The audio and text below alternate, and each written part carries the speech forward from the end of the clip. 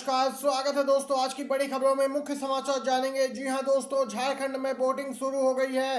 क्या कुछ अपडेट आ रही है उसको लेकर वहां जानेंगे। 10 राज्यों की 31 सीटों पर और वोटिंग शुरू हुई है उपचुनाव की।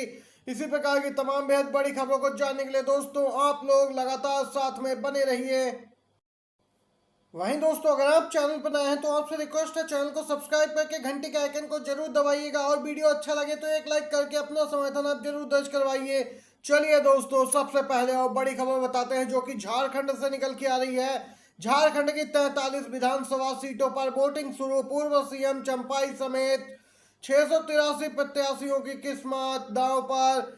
इसके साथ ही दोस्तों 10 राज्यों की 31 सीटों पर और वोटिंग हो रही है। झारखंड में तो पहले चरण का मतदान हो ही रहा है दोस्तों, और इसके साथ 10 राज्यों की 31 विधानसभा सीटों पर और लोकसभा की सीट पर उपचुनाव हो रहा है दोस्तों। 28 विधायकों के लोकसभा चुनाव में सांसद बनने, 2 के निधन और 1 के दल बदल होने के चलते ये उपचुनाव हो रहे हैं।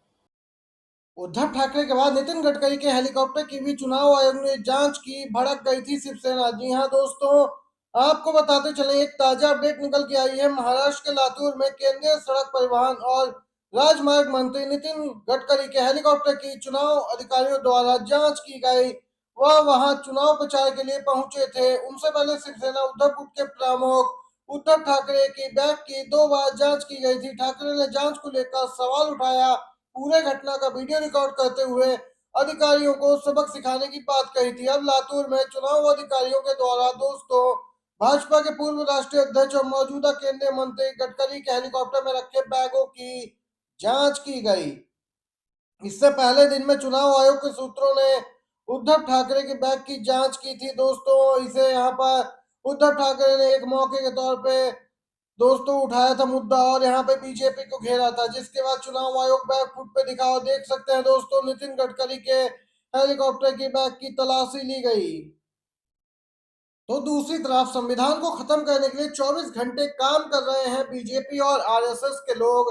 राहुल गांधी ने बड़ी बात कही है, बयान दिया है। कांग्रेस नेता राहुल गांधी ने दावा किया कि बीजेपी आरएसएस वाले संविधान विरोधी हैं और संविधान को खत्म करने के लिए 24 घंटे काम कर रहे। राहुल गांधी ने कहा कि वह गारंटी के साथ कह सकते हैं कि प्रधानमंत्री मोदी ने न कभी संविधान पढ़ा है और न ही वह इसका सम्मान करते हैं, अन्यथा वह उसमें लिखी बातों का सम्मान करते। उन्होंने कहा कि आरएसएस और बीजेपी दिन के 24 घंटे संविधान को खत्म करने के लिए बस काम करते हैं। एलओपी राहुल गांधी महाराष्ट्र विधानसभा चुनाव के लिए राज्य के पूर्वी हिस्से में स्थित गोंदिया में एक चुनावी सभा को संबोधित कर रहे थे दोस्तों। यहाँ पर देख सकते हैं राहुल गांधी लगातार संविधान का मुद्दा उठा रहे हैं और बीजेपी आरएसएस को घेर रहे हैं। महाराष्ट्र में राहुल गांधी लगातार सक्रिय है, बोल रहे हैं कि विचारधारा की लड़ाई है, संविधान को बचाने की लड़ाई है, नफरत को मोहब्बत से हराने की लड़ाई है। दोस्तों, आप लोग राहुल गांधी की बात से सहमत है या नहीं, जरूर बताइए कमेंट बॉक्स में। अगली अपडेट की ओर बढ़ते हैं। हम गृह मंत्री को भी कोर्ट लाएंगे, आदेश का पालन न होने पर बिफरा सुप्रीम कोर्ट।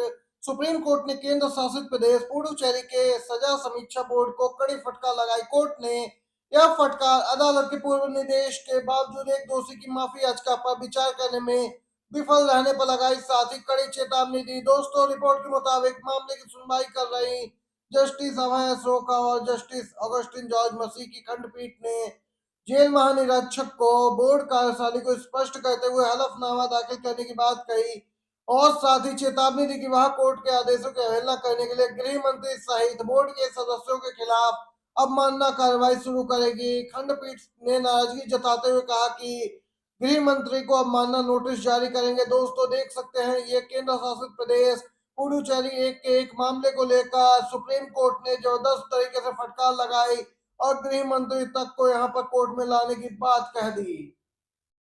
दूसरी तरफ झारखंड में द्वितीय चरण के चुनाव के लिए चुनाव प्रचार यहाँ पर जोरों पर है। जेएमएम का बड़ा आरोप, हेमंत सोरेन और कल्पना सोरेन के हेलीकॉप्टर को केंद्र के इशारे पर उड़ने से रोका जा रहा है।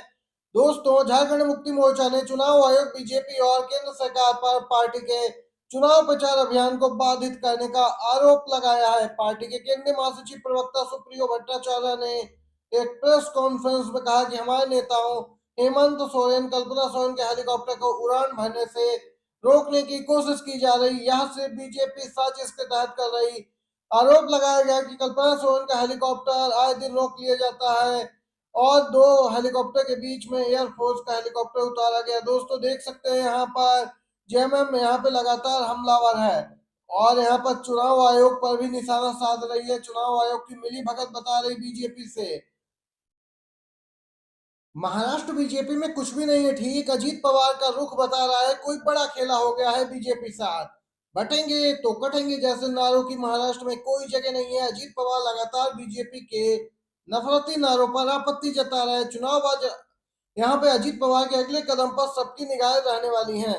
दोस्तों अजीत पवार योगी आदित्यनाथ के बयान को लेकर काफी नाराज दिखाई दिए। बीजेपी गठबंधन के साथ ही अजीत पवार ने अब एक और बड़ा धमाका कर दिया है।